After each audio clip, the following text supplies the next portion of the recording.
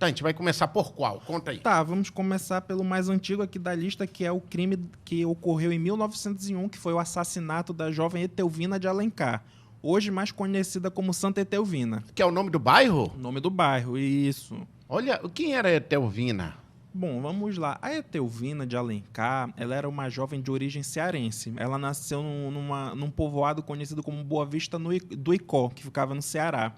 Ela veio para Manaus no início do século XX, com a família, trabalhar numa colônia agrícola que se chamava Colônia Campos Sales, onde hoje fica o bairro de Santa Etelvina, que foi batizado com o nome dela bem mais tarde.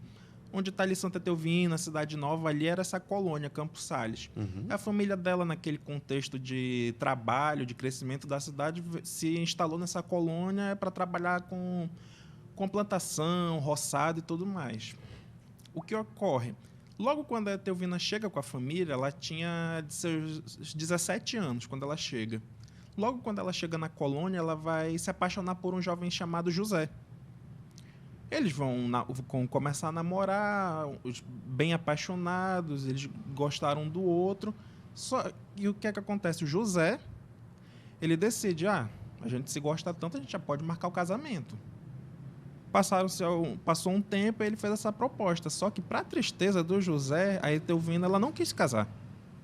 Ela não quis. Aí, imagina, uma colônia pequena, numa cidade também pequena, começou a se espalhar um boato por essa colônia de que Etelvina estava traindo o José com 3 rapazes. Começou a rolar esse boato, tá? Bastou isso para o José ficar possesso. Aí juntou com a informação que ela não queria casar. Isso. Aí aconteceu tudo isso. O que o José fez? Ele vem até a cidade, no centro da cidade, ele adquire um rifle, na época era muito fácil adquirir uma arma, ele adquire rifle e munição. E prometendo sempre, eu vou dar cabo desses 3 rapazes. Mas namorando com ela ainda?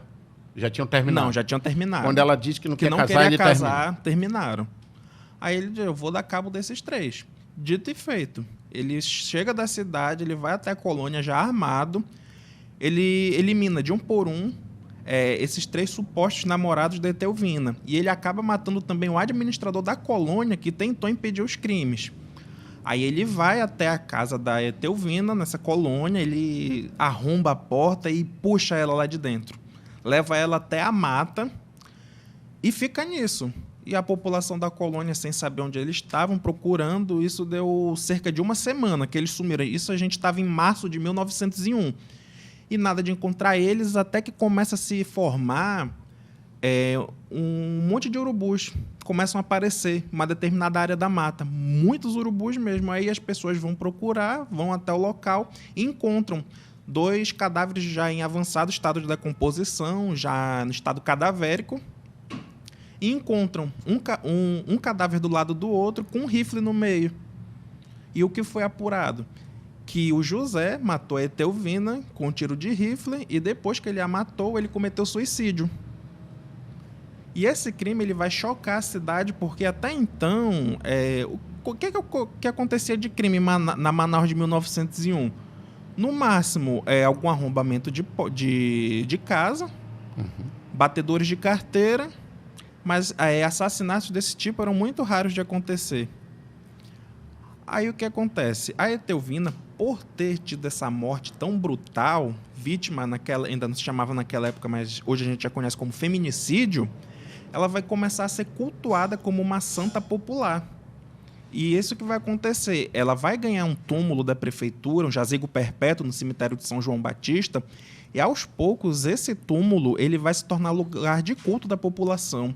Isso é muito interessante, que eu fazendo pesquisa nos jornais de época, já jornais da década de 20, de 30, a gente encontra notícias de que o túmulo da jovem Etelvina de Alencar, falecida em 1901, é um dos mais visitados de nossa cidade, em que a população vai fazer suas preces. E desde então, desde essa época do falecimento da Santa Etelvina, ela é cultuada como uma das santas populares de Manaus. Bora ver o túmulo aí. E ele está aí até hoje. Até hoje.